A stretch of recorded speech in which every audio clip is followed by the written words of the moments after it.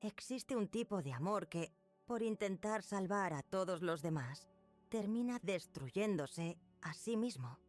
Es el amor del que se pone en último lugar. El amor que nunca dice no. Es la falsa fuerza de quien se cree indispensable, cuando en realidad está siendo dominado por el miedo. Conocí a Laura a través de la historia de su colapso. A sus 45 años, Laura no era una mujer. Era una máscara social perfectamente construida para complacer. Era la hija que nunca decía que no a un favor, la madre incondicional que gestionaba la vida de todos, la colega a la que nunca dice que no, y la amiga que siempre estaba disponible. El crecimiento personal de Laura estaba enteramente dedicado a ser necesaria para la supervivencia emocional de su entorno. Su valor propio no residía en quién era, sino en cuánto podía hacer por los demás. Cada sí que decía era un ladrillo que ponía en su propia prisión de autoexigencia. Ella era la proveedora de energía emocional de su familia y su trabajo. Esto, en psicología transpersonal, se llama vivir desde la persona, la máscara social, mientras el verdadero self, el alma auténtica, está hambriento, agotado y encerrado en el sótano del cuerpo. Laura llevaba una carga tan pesada que había olvidado la sensación de estar ligera, libre, sin deberle nada a nadie. La complacencia extrema y el síndrome del cuidador son a menudo un intento inconsciente de asegurar el amor y la pertenencia. Laura había aprendido, en algún momento de su historia, que ser útil era sinónimo de ser amada. Al negarse su propia identidad y sus propios límites, Laura se estaba atacando a sí misma con la misma ferocidad con la que se sacrificaba por los demás. La vida le había dado pequeñas señales: irritabilidad, cansancio crónico, mal humor fugaz. Pero Laura, la experta en ignorarse, las había barrido bajo la alfombra de un nuevo sí. Y así, la vida, a través del cuerpo, le envió un ultimátum que no pudo rechazar. Si te has visto reflejado en la necesidad de complacer para sentirte valioso, si el cansancio es tu única certeza, esta historia emocionante es para ti. Estamos a punto de presenciar cómo la rendición es el acto más poderoso de crecimiento y transformación personal. Suscríbete a Camino Implosivo y activa la campana. Ahora, veamos cómo el cuerpo de Laura se reveló. El cuerpo de Laura, cansado de ser silenciado y sobrecargado, se reveló de la manera más dramática. Empezó con una fatiga que ninguna cantidad de sueño o vitaminas podía curar. Era un peso que se instalaba en sus huesos, una pesadez que hacía que cada paso, cada decisión, se sintiera como escalar una montaña. Luego vino el diagnóstico: una enfermedad autoinmune, una condición donde el sistema inmunitario, el guardián biológico, empieza a atacar los propios tejidos del cuerpo. El mensaje era claro e irrefutable. Al no ser fiel a sí misma, al anteponer constantemente las necesidades de otros a las suyas, Laura había generado un conflicto de autodestrucción biológica. El cuerpo había dicho el no, que ella no se atrevía a decir a su entorno. Era la implosión forzosa. La enfermedad la obligó a detenerse. El médico le dio el ultimátum más serio: Laura, si no cambias radicalmente tu gestión del estrés y tu carga de vida, si no te pones a ti misma como prioridad, esto te matará. El choque fue brutal, pero no por el miedo a la muerte, sino por la repentina utilidad. ¿Quién era ella si no podía cuidar de todos? Si no podía cocinar, llevar a los niños, terminar el proyecto y escuchar a la vecina. El miedo a la invalidez social y a la pérdida de amor era más fuerte que el miedo al dolor físico. En medio de su fatiga, incapaz de funcionar, se encontró con una terapeuta con enfoque en la psicología transpersonal. La terapeuta no le dio recetas, le dio un espacio para ser ella misma y ser escuchada. Laura, le dijo la terapeuta con voz serena, tu cuerpo es tu mapa más honesto. Te está gritando dónde pusiste tus límites y dónde los cruzaste. Vas a usar la meditación y la atención plena, no para relajarte, sino para atestiguar tu dolor, para sentarte con el grito de tu cuerpo sin juicio y escucharlo, atenderlo y entender qué quiere decirte. Laura tuvo que empezar a practicar la atención plena en el epicentro de su sufrimiento.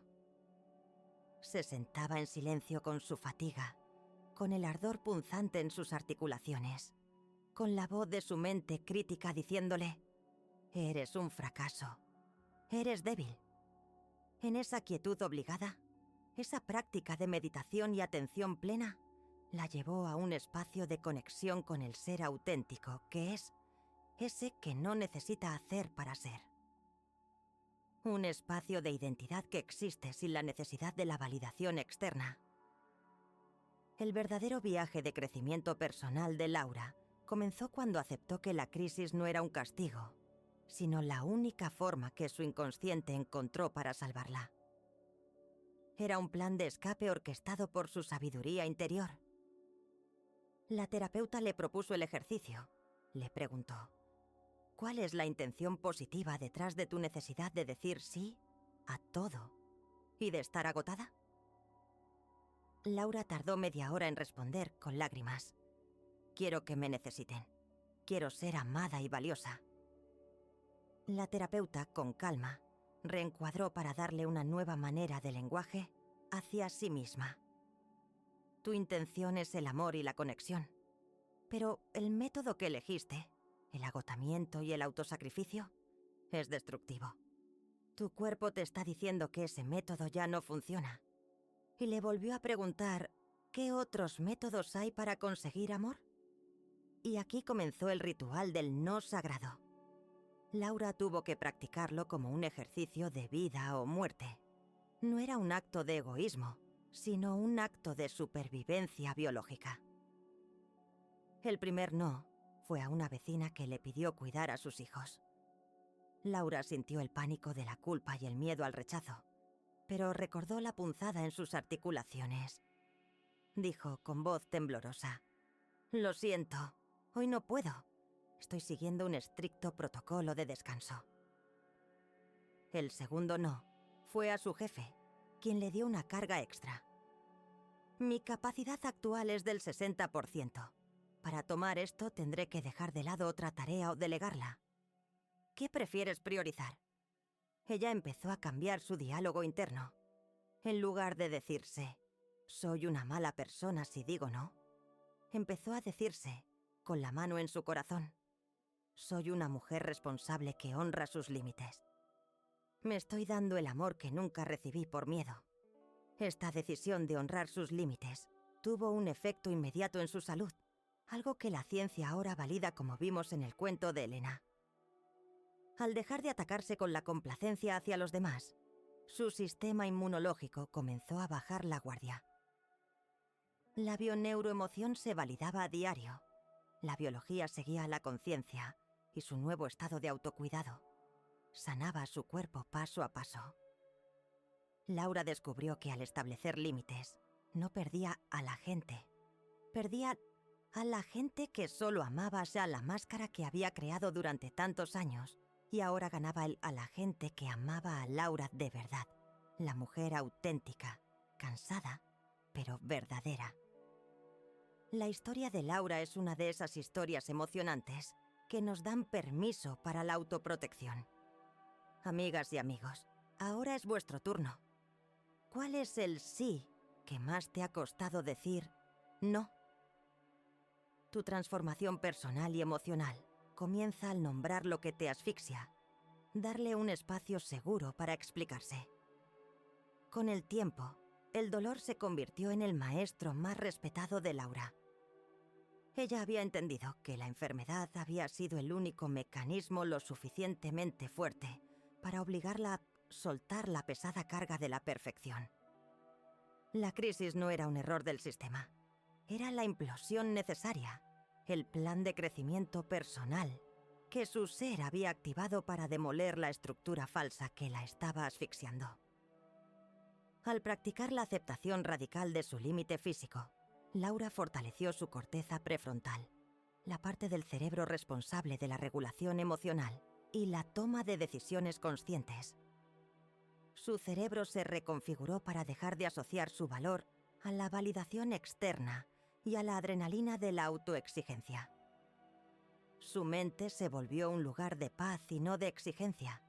El cambio fue visible. Laura empezó a caminar más despacio, a saborear la comida, a mirar a los ojos de sus hijos sin prisa. La espiritualidad y la ciencia de la biología del cuerpo se manifestaron en la coherencia de su sistema nervioso. Al dejar de vivir en la tensión constante de ser dos personas, la complaciente y la exhausta, su cuerpo encontró el reposo necesario para empezar a sanar. La transformación personal de Laura la llevó a un profundo estado de gratitud por la crisis que la paralizó y casi la conduce a la muerte. Vio que el dolor no la había atacado, la había despertado. Ella es la prueba viviente de que el camino hacia la conciencia de unidad no siempre es una ascensión pacífica. A veces es una caída dramática que te fuerza a descubrir tus alas. Ella es la mujer que, de las ruinas de su colapso, construyó el edificio real de su autoconocimiento. Amigo o amiga, si estás en medio de tu propia crisis, si sientes el agotamiento que te obliga a parar, no lo veas como un fracaso. Míralo como el acto más valiente de tu alma. Tu cuerpo te está dando el regalo de la verdad. La implosión necesaria es la puerta a tu verdadero crecimiento y despertar. Honra tu dolor, escucha tu límite y date permiso para ser, simplemente, tú. Tu autenticidad es el único regalo que el mundo necesita de ti. Y ahora que has escuchado la historia emocionante de Laura y has visto la fuerza detrás de su colapso, ¿cuál es la primera estructura de tu vida que vas a permitir que se desarme para construir algo más auténtico? ¿Cómo vas a usar la lección de la crisis que ha vivido Laura para tu vida personal? Deja en comentarios tu experiencia, porque al igual que todos somos Laura, también todos somos tú.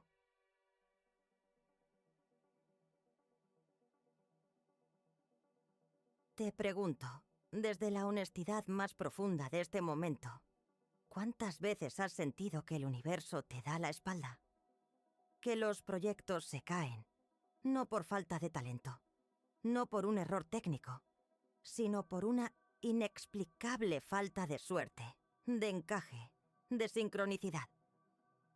¿Cuántas veces tu éxito técnico se ha estrellado contra el muro invisible de una relación fallida o una comunicación que se rompe justo en el momento crucial? Quiero que te imagines la vida como un sistema complejo, como el motor de un coche de lujo.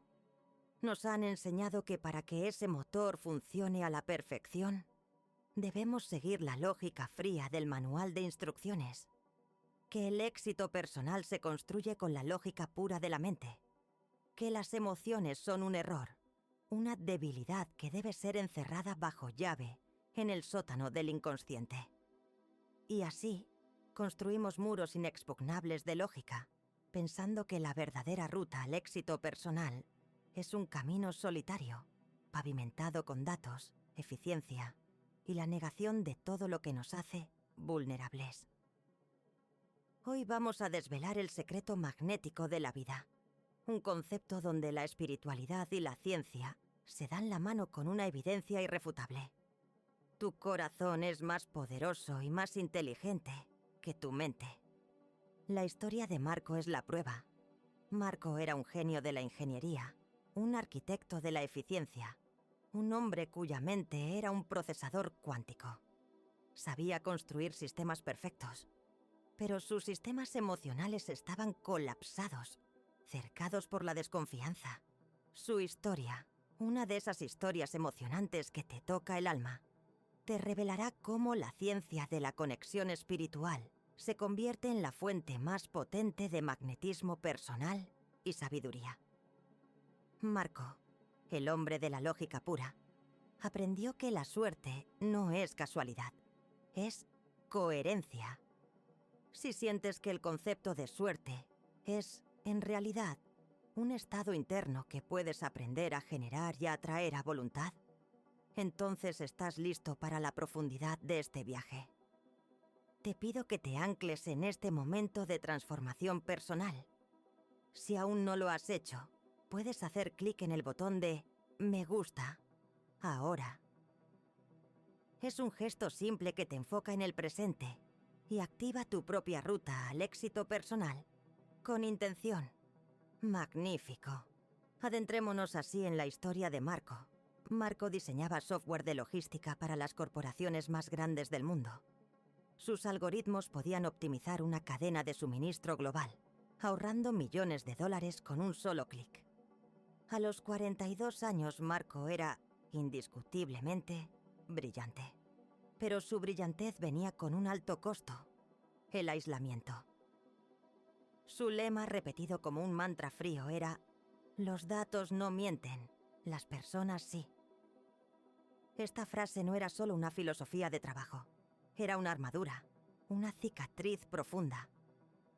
Marco, en su juventud, había sido traicionado por un socio cercano y querido. El dolor fue tan intenso, la herida emocional tan profunda, que su mente, su poderosa mente lógica, tomó una decisión radical: eliminar el riesgo emocional. La emoción se convirtió, en su narrativa interna, en el ruido que saboteaba el sistema perfecto de la vida. Su corazón se convirtió en una bóveda blindada, inaccesible incluso para él. Su gran proyecto en ese momento era la automatización de la red logística de una corporación asiática, con sede en Singapur. El contrato de su vida, la cima de su éxito personal medido en términos económicos. Su diseño técnico era impecable, un prodigio de la ingeniería. Marco trabajó 18 horas diarias, aplicando una fuerza de voluntad brutal, el mismo esfuerzo que hemos visto fracasar en otras historias, como la de Nuria y su posteable vida en Wall Street. Pero su estilo de comunicación era el de un láser frío, cortante, impaciente y sin matices. Marco entraba en reuniones que duraban 6 horas sin tomar agua. Cuando un socio, o incluso un cliente, expresaba una preocupación emocional. No estoy seguro de que este cambio se sienta bien para nuestros equipos. Marco levantaba la mano con una sonrisa condescendiente. Con el debido respeto, empezaba, y ese respeto sonaba más a un insulto velado. La emoción es una variable inestable. Si nos ceñimos a los datos, y soltaba una avalancha de cifras, veremos que su sentimiento es irrelevante para el margen de error. Sus palabras eran flechas de lógica pura que aniquilaban la duda, sí, pero que también aniquilaban lo más valioso en los negocios y en la vida: la confianza, la conexión. Marco estaba exhausto. El esfuerzo de ser siempre el más inteligente, de llevar siempre la razón, lo agotaba por dentro. El cuerpo se lo estaba cobrando. Sentía el pecho constantemente oprimido, una rigidez en los hombros y la incapacidad de mirar a los ojos a sus interlocutores por más de 3 segundos. Su cuerpo, la sabiduría de su biología, le estaba gritando: necesito conexión. Pero su mente le decía: esto es el precio del éxito. El resultado era siempre el mismo, una y otra vez. El proyecto fracasaba, no por fallas técnicas, sino por fallas de conexión. Sus socios se retiraban, sus empleados lo evitaban. La frase que se repetía en su diálogo interno era: lo he hecho todo bien. La suerte no está de mi lado. Siempre acabo solo. Y es que, querido compañero, su suerte no estaba de su lado, porque él no estaba de su lado. El vacío helado que sintió Marco al perder el contrato asiático fue peor que cualquier ira. La rabia, al menos, es una energía. El vacío es una nada. El comentario de Lao, el cliente, sobre el campo de energía de Marco, había pinchado el alma de aquel hombre lógico.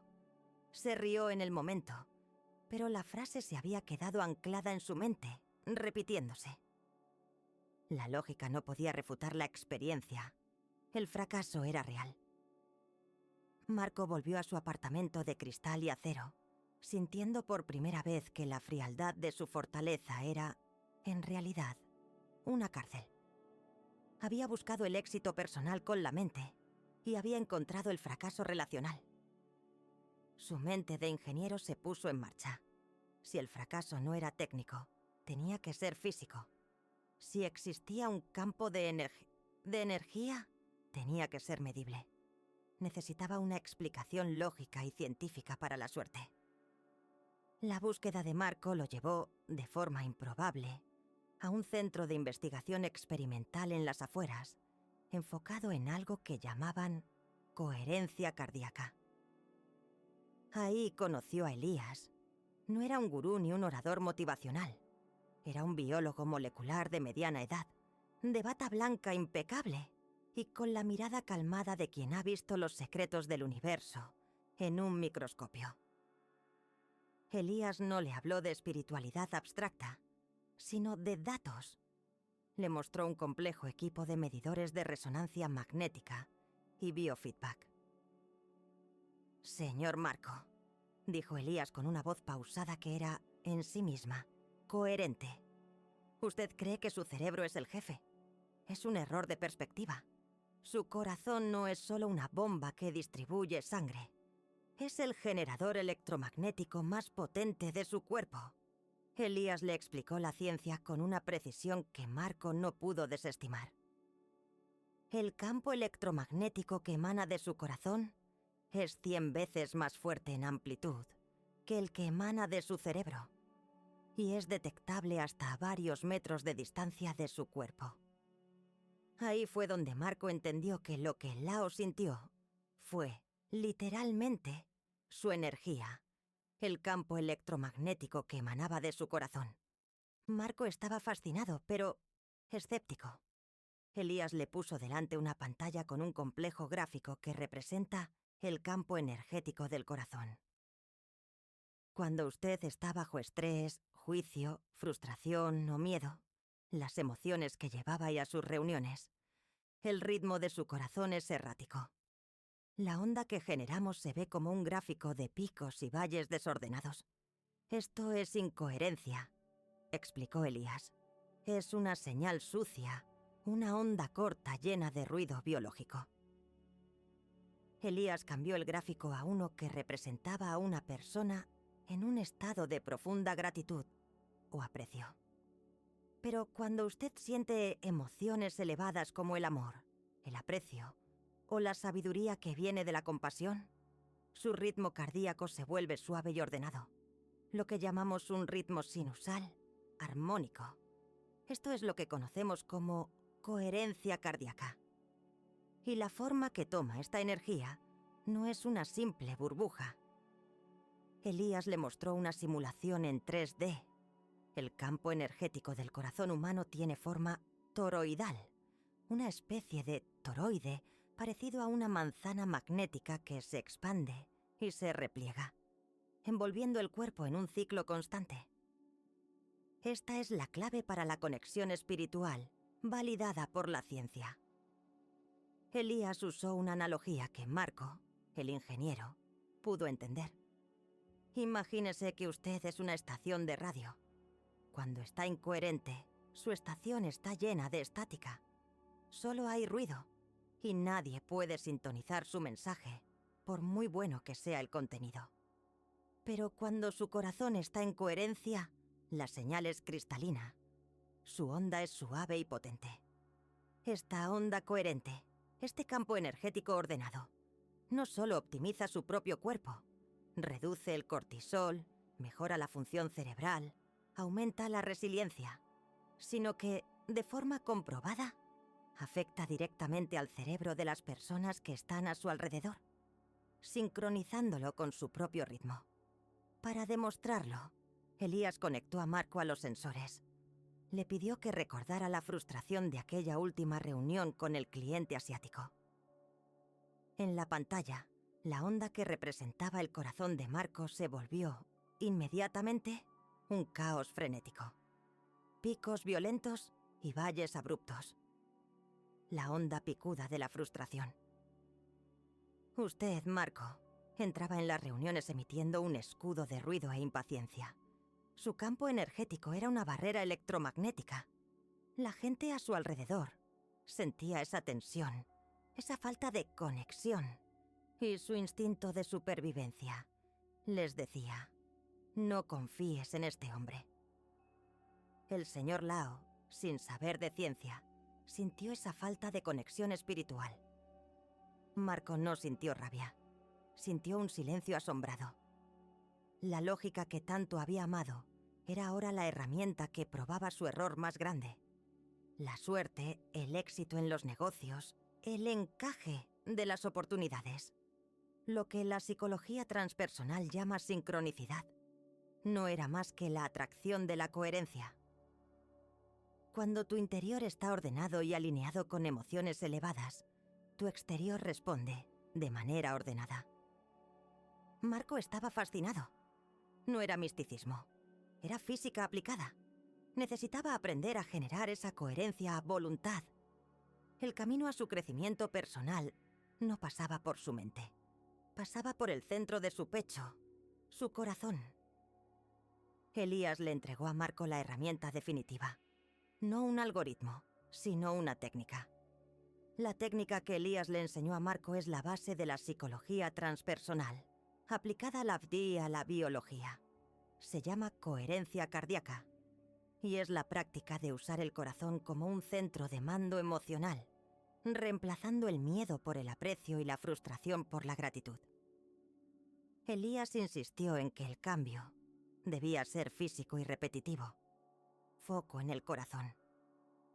Marco tenía que poner su atención, no en su cabeza, sino en el centro de su pecho, en el área del corazón. Respiración lenta y profunda. Tenía que respirar lenta y profundamente, imaginando que el aire entraba y salía por su corazón, a un ritmo de 5 segundos dentro, 5 segundos fuera. Esto ralentiza el ritmo cardíaco y activa el sistema parasimpático, el de la calma. Evocar la emoción, el paso más difícil.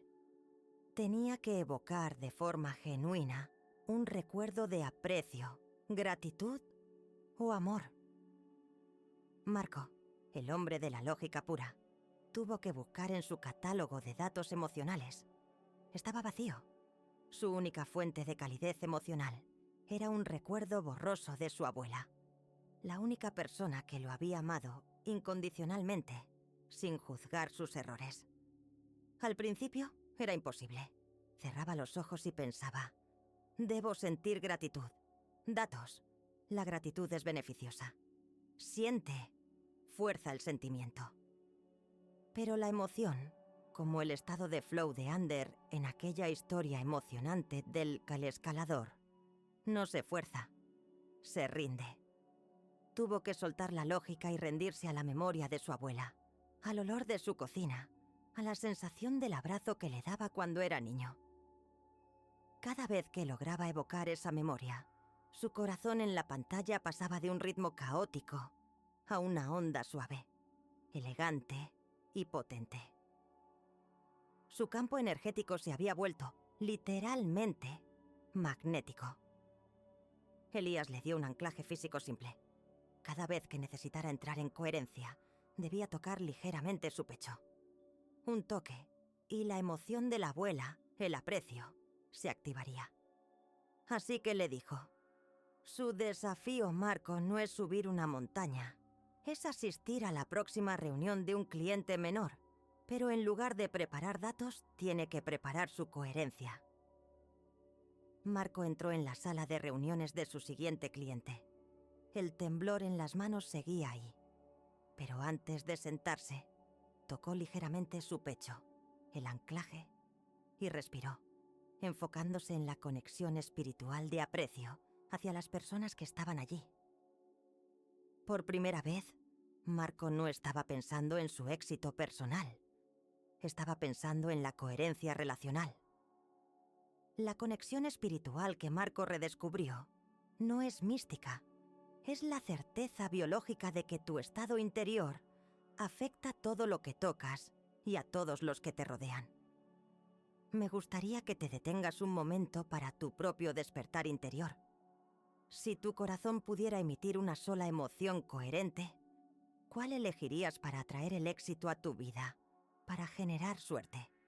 ¿La calma, la gratitud por lo que ya tienes, o el aprecio por quienes eres? Escríbela en los comentarios. Al nombrarla, anclas la intención. Al anclarla, activas tu ruta al éxito personal con propósito.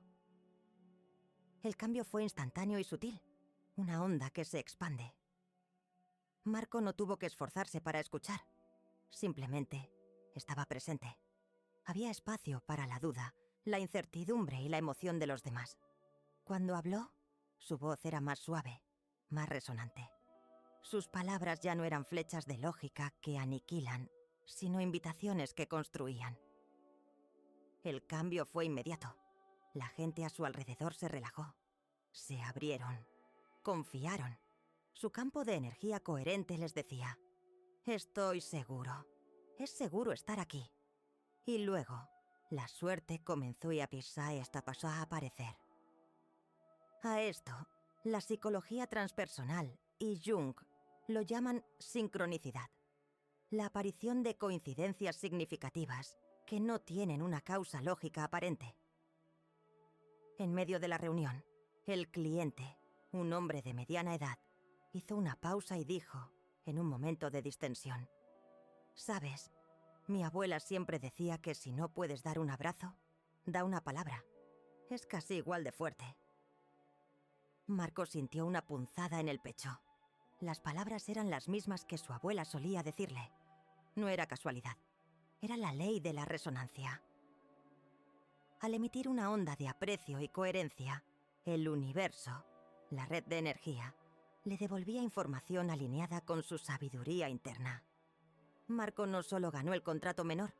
El cliente, impresionado por su cambio y por la conexión espiritual que sintió, le presentó a la antigua corporación asiática. El señor Lao, el hombre sabio, al verlo entrar en la sala, sonrió sin que Marco dijera una sola palabra y le dijo: «Su campo de energía, Marco, es perfecto ahora. Ahora estamos listos». Marco había encontrado la ruta al éxito personal que lo incluía todo. La lógica de su mente y el magnetismo de su corazón.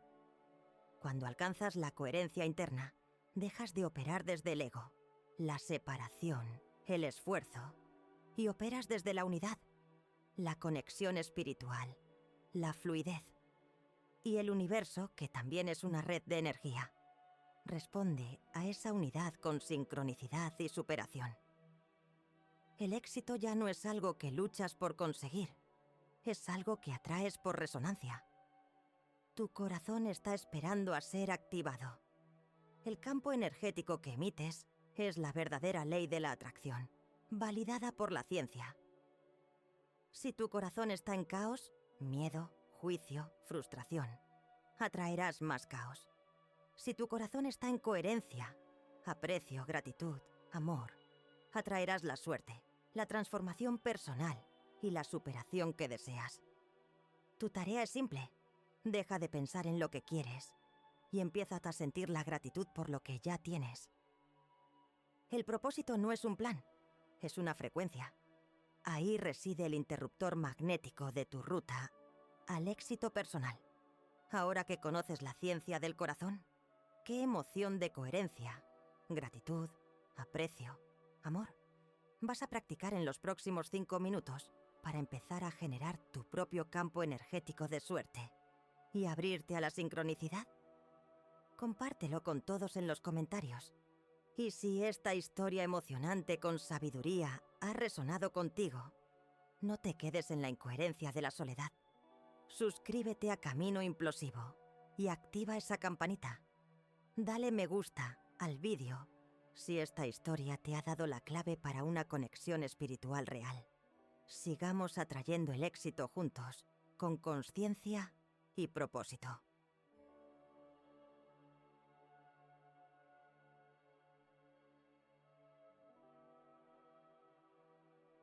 Elisa conoció el amor más puro el día que nació Daniel, su hijo. Pero si el amor era un océano, la maternidad se había convertido en una tormenta perfecta de culpa y agotamiento. Yo la conocí en un café, no por el café, sino porque ella estaba sentada allí, a las 11 de la mañana, intentando trabajar con los ojos inyectados en sangre y un pequeño temblor en las manos. Ella era diseñadora gráfica, con una mente ágil y brillante. Pero ahora esa mente era un campo de batalla. «Es un milagro», me dijo, con una sonrisa que no le llegaba a los ojos. Se quedaba en un intento de su boca por manifestar algo que su corazón no sentía. Pero es que siento que estoy fallando en todo. No soy lo suficientemente productiva en mi trabajo. No juego lo suficiente con mi hijo. No duermo lo suficiente, ni tengo intimidad con mi pareja. El llanto de Daniel es como una alarma que se queda encendida en mi cabeza cada noche. Su vida era una contradicción. Amor inmenso en el corazón y constante autoflagelación en la cabeza. Ella creía que, para ser una buena madre, debía ser perfecta, y esa búsqueda de la perfección la estaba destrozando. Y aquí me viene a la mente la historia de Gabriel y su prisión de la perfección. Te dejo aquí arriba el link para que puedas verla y explorar este concepto tan extendido en nuestra sociedad de estos días. Sigamos con Elida. Su mente estaba cableada para la amenaza, no para el milagro. Los neurocientíficos nos dicen que nuestro cerebro, evolutivamente, es como teflón para lo bueno y un velcro para lo malo. Curiosos, ¿verdad? Las críticas, los errores, el llanto de la noche, todo eso se pega con una fuerza impresionante, creando una huella emocional profunda. La sonrisa, el momento de calma interior al verlo dormir, el olor a bebé. Todo eso resbala, se olvida en la vorágine del ruido mental. Elisa estaba atrapada en un ciclo de refuerzo negativo, sin ser consciente. Su cerebro registraba el estrés como la única verdad, y su cuerpo pagaba el precio con el cansancio, la irritabilidad y esa sensación constante de estar al borde del colapso. Necesitaba recablear su sistema nervioso. Necesitaba una nueva forma de meditación que no la obligara a sentarse en silencio, porque no tenía tiempo para eso. Necesitaba una meditación activa, lo que se llama una meditación de toma de conciencia. Elisa, le dije un día mientras ella me mostraba una foto de Daniel durmiendo plácidamente. Para un segundo y mira la foto. Siente la calma en tu pecho al ver esa imagen, la distensión de tu frente. No la mires y sigas como si nada. Detente. Siente el calor en tu pecho durante 20 segundos. Recuerda, 20 segundos seguidos sintiendo esa sensación.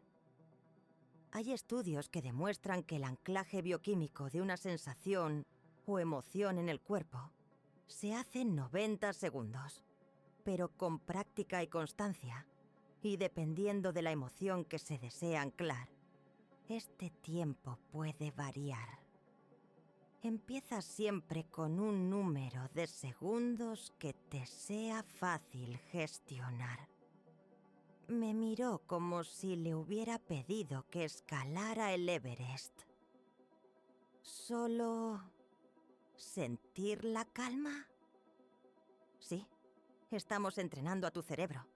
Le estamos enseñando a calmar la mente al hacer del bienestar.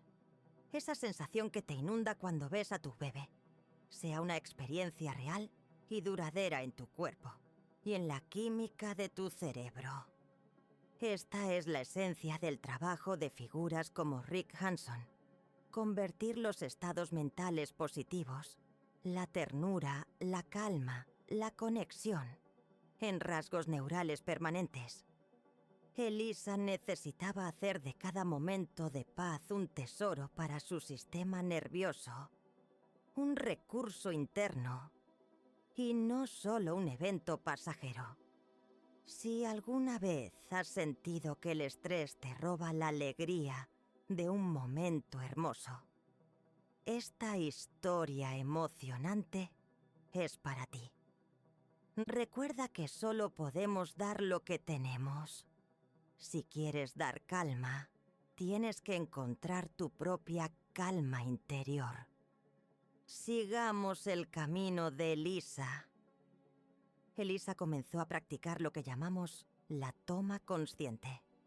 Ese momento de presencia y anclaje emocional en el cuerpo y en la química del cerebro.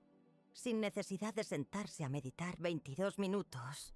Cuando Daniel la miraba y sonreía con toda su cara, ella se detenía. Dejaba el teléfono, dejaba la lista de tareas y hacía una pausa de 20 segundos.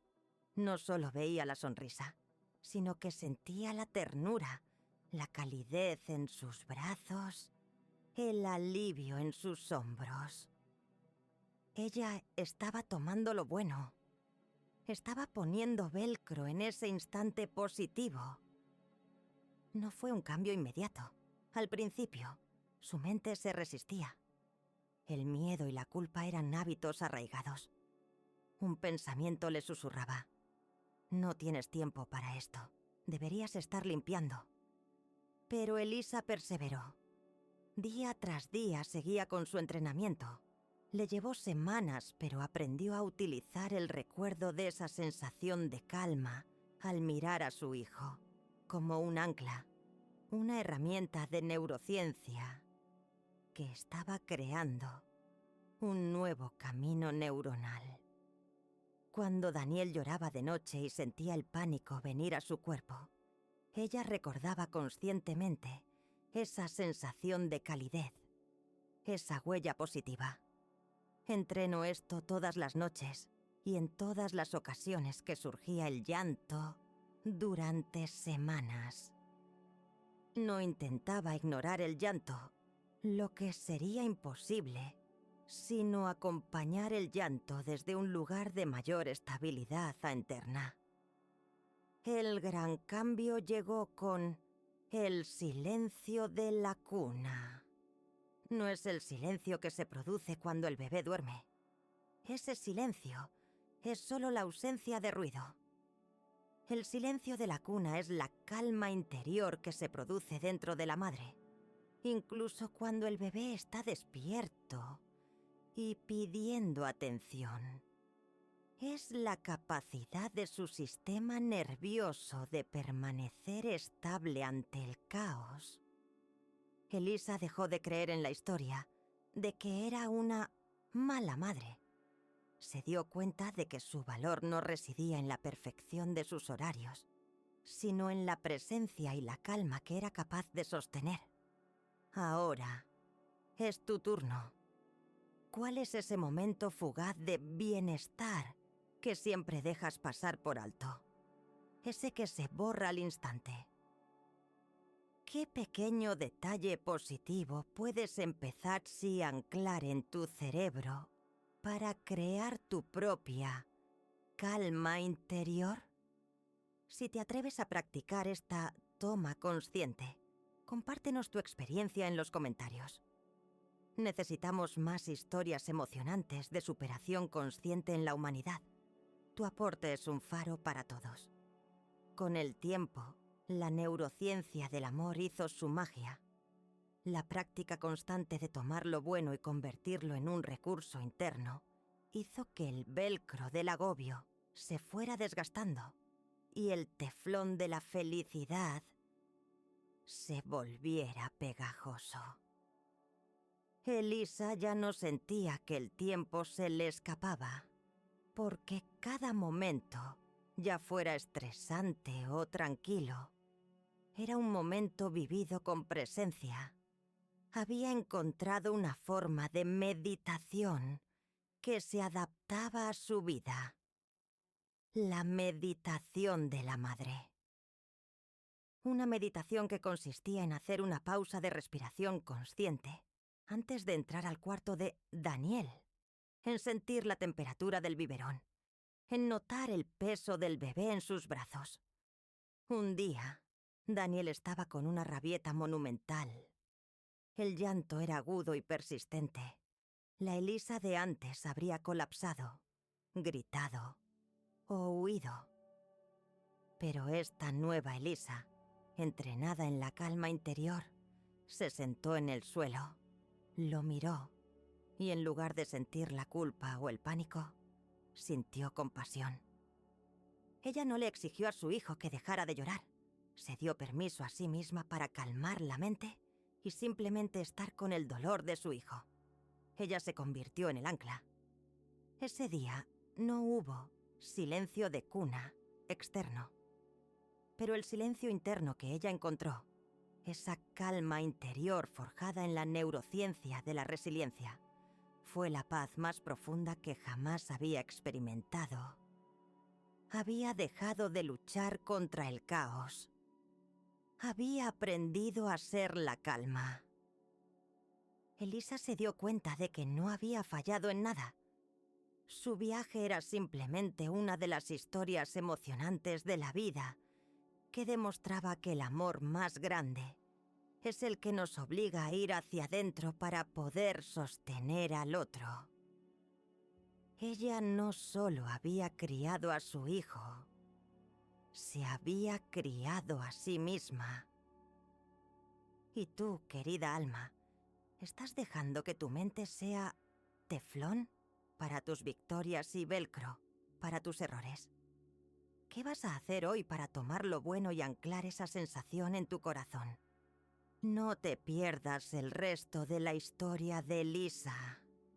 Te invito de corazón a que te suscribas a nuestro canal y nos regales un like si este cuento para adultos te ha dado la clave para calmar la mente y encontrar tu propia calma interior.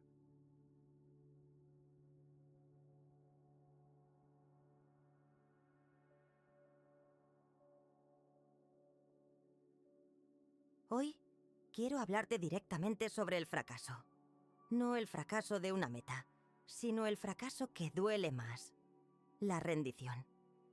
Piensa por un momento, ¿cuántas veces has estado a punto de lograr algo grande, algo que te prometiste a ti misma, y justo en el último momento has tirado la toalla? ¿Cuántas veces has sentido ese impulso de decir, ya no puedo más? Y has vuelto a caer en la inercia de lo cómodo, de lo viejo, de lo conocido. Esta es la pregunta profunda, la que nos lleva a mirar hacia adentro. ¿Por qué te rindes? Esta no es una cuestión de falta de fuerza de voluntad.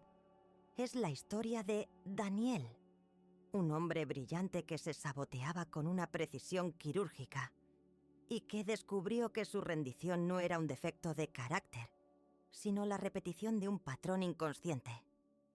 Es una de esas historias emocionantes que tienes que escuchar si quieres romper ese ciclo hoy mismo. Recuerda, tu camino hacia el ser completo, tu camino implosivo, comienza con la honestidad radical. Si quieres dejar de rendirte, debes comprometerte a que el contenido de Camino Implosivo sea parte de tu rutina.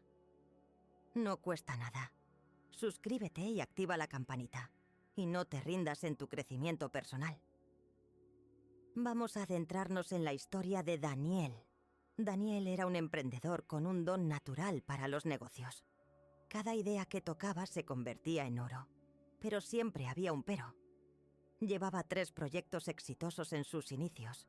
Y en el momento exacto en que la empresa estaba a punto de explotar y él iba a asegurar su libertad financiera, algo pasaba. Una discusión absurda con un socio clave, una decisión impulsiva que arruinaba un contrato o una enfermedad repentina que lo obligaba a parar. Él no lo entendía. Decía, yo lo quiero, lo deseo, trabajo 14 horas al día. ¿Por qué, justo antes de la meta, mi propio pie se pone delante y me hace tropezar? Aquí es donde debemos invocar el concepto del autosabotaje, en el contexto de la compulsión a la repetición. Freud observó que tendemos a recrear situaciones dolorosas del pasado, no porque nos gusten, sino porque nuestra psique, en su intento inconsciente de curarse, cree que si volvemos a vivir el trauma, esta vez podremos controlarlo y superarlo. El problema es que la repetición es literal, no curativa. Para Daniel, el éxito era un territorio peligroso. En su infancia, el único momento en que su padre le prestaba atención era cuando estaba a punto de fallar o cuando estaba sufriendo. El éxito significaba ser invisible, significaba el abandono. Inconscientemente, el éxito era sinónimo de peligro. Así que, cada vez que Daniel estaba cerca de ganar, su sistema de alarma interno gritaba: ¡peligro! ¡Te van a venir a abandonar! Mejor quédate en lo conocido, en el fracaso controlado. Y Daniel, sin saberlo, se rendía. Se autosaboteaba. Compañera, tu rendición no es tu pereza. Es el resultado de tu mente queriendo protegerte de un peligro que ya no existe. La clave para el crecimiento emocional es sacar ese patrón a la luz. Daniel y yo empezamos a verlo, no como una debilidad, sino como una estrategia obsoleta de supervivencia. El segundo concepto que usamos para ayudar a Daniel fue aprender que la mente no es una entidad mágica, es un sistema de conexiones. El famoso dicho de la neurociencia, las neuronas que se activan juntas, huir juntas, se conectan juntas, explica perfectamente el patrón de Daniel. Cada vez que Daniel se rendía, él reforzaba un circuito neuronal. Impulso de éxito, igual a ansiedad de peligro, igual a rendición. Este circuito se hacía más fuerte, más rápido, más automático. Se convertía en la carretera principal de su cerebro. Para Daniel, el despertar interior no significaba solo entender a su patrón inconsciente. Significaba recablear su cerebro. Necesitaba construir un camino alternativo, un circuito nuevo, de impulso de éxito. Igual a. Pausa consciente. Igual a. Acción aceptada. Aquí es donde entra la psicología transpersonal con el poder de la intención. Le dijimos a Daniel, vamos a usar la neuroplasticidad para construir un nuevo camino. Tu mente es moldeable. La herramienta más efectiva para Daniel fue el mindfulness aplicado al momento exacto de la rendición. Antes de que Daniel pudiera rendirse, venía una emoción, la ansiedad, la duda o un sentimiento repentino de no valer la pena. El patrón viejo era, el sentimiento le conducía de cabeza a un acto de autosabotaje. Le enseñé a crear un punto de anclaje o un stop en ese proceso. Un anclaje es un estímulo que te llevas a un estado mental deseado. Para Daniel, usamos su respiración y una frase de poder. El proceso de anclaje de Daniel. Reconocimiento. En el momento que sentía la ansiedad de rendirse, generalmente en el estómago, se decía: «Hola, patrón, te veo. No eres mi verdad, eres mi recuerdo». Anclaje físico. Detenía toda actividad y hacía 3 respiraciones profundas, lentas, sintiendo el aire en el diafragma, incluso en la espalda. Esto interrumpía el circuito neuronal de la ansiedad y activaba el sistema nervioso parasimpático, el de la calma. Anclaje mental. Al exhalar, repetía una frase que habíamos reencuadrado para él. El éxito es la seguridad que el niño que fui nunca tuvo. Transformando el peligro en seguridad. Este acto de parar y anclarse es el acto más radical de crecimiento emocional que existe. Le da tiempo al cerebro de activar el camino nuevo, el de la consciencia, antes de que el camino viejo, el de la rendición, tome el control. Si has escuchado hasta aquí, es porque sabes que tienes un patrón que quieres romper. La inercia del pasado es poderosa, pero la voluntad del presente es imparable. Te propongo que hagas una pausa ahora. ¿Qué patrón de rendición o autosabotaje sientes que te está deteniendo? Nómbralo en los comentarios. Al darle un nombre, le quitas poder. Queremos construir aquí una comunidad que se apoya en su despertar interior. Te leo abajo, valiente. El recableado mental de Daniel no fue magia. Fue práctica constante. Había días que fallaba, días que se rendía. Pero ahora, su rendición no era el final. Era solo el recordatorio de que debía volver a practicar su anclaje.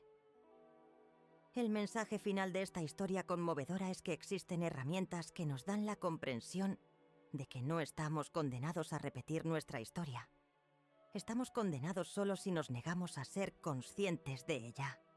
El camino implosivo es el que te permite hacer un zoom hacia adentro, entender el origen de tu autosabotaje y, con la herramienta de la consciencia, trazar un camino nuevo. La rendición es solo una señal de que tu antiguo mapa mental ya no sirve. La verdadera liberación de Daniel no llegó cuando su cuarto proyecto fue un éxito masivo, sino cuando se dio cuenta de que el patrón de rendición ya no tenía control sobre él. El éxito fue un resultado, no el objetivo. El objetivo era la consciencia. Él entendió que la espiritualidad moderna es esto: la maestría sobre la propia mente, la capacidad de elegir conscientemente dónde pones tu energía. Daniel aprendió a diferenciar el impulso de rendirse, el viejo cableado neuronal, seguía viniendo a veces, pero la respuesta, el anclaje consciente, era nueva. Tu cerebro está constantemente escuchando cómo te hablas. Si te dices, soy un fracaso, siempre me rindo, refuerzas el circuito de rendición. Si te dices, soy alguien que, en este momento, siente el impulso de rendirse, pero elige respirar y tomar un camino de acción consciente, estás construyendo un nuevo tú. No uses el ser, usa el tener o el sentir. No eres un fracaso, sientes el miedo de un patrón viejo. Para Daniel, esto significó que su transformación personal fue gradual. Dejó de buscar la perfección y empezó a buscar la acción imperfecta pero constante. Esto es el antídoto final a la rendición. La neuroplasticidad de su mente, activada por el mindfulness y nutrida por el nuevo significado del éxito, le permitió, por primera vez, ver la línea de meta no como un peligro, sino como la recompensa a su valentía interna. Él encontró su propósito, y el propósito no era el dinero, era la prueba de que podía romper su propia maldición. Y ahora, compañera, quiero volver a ti. Esta es tu historia, tanto como la de Daniel. Tienes todas las herramientas que él usó. Tienes el entendimiento del autosabotaje y tienes la capacidad de elegir un nuevo anclaje. La transformación personal es un acto continuo de no rendirse ante una vieja voz, una vieja programación. La pregunta, ¿por qué te rindes?, se transforma en ¿por qué elijo seguir adelante? La respuesta está en tu despertar interior. Está en la consciencia que has ganado hoy. No esperes a que el miedo desaparezca. Actúa con miedo. Usa el miedo como la energía que te recuerda cuánto te importa el resultado. Ahora, que has escuchado esta historia de sabiduría, quiero que tomes una decisión consciente. ¿Cuál va a ser tu anclaje a partir de hoy? ¿Qué pequeña acción imperfecta pero constante vas a comprometerte a hacer para no rendirte en tu camino implosivo? Dilo en voz alta. Y por favor, si esta historia te ha movido a la acción, si te ha dado la clave que necesitabas, dale like y suscríbete a Camino Implosivo. Tu acción es la señal que le dice al universo que estás lista para el cambio.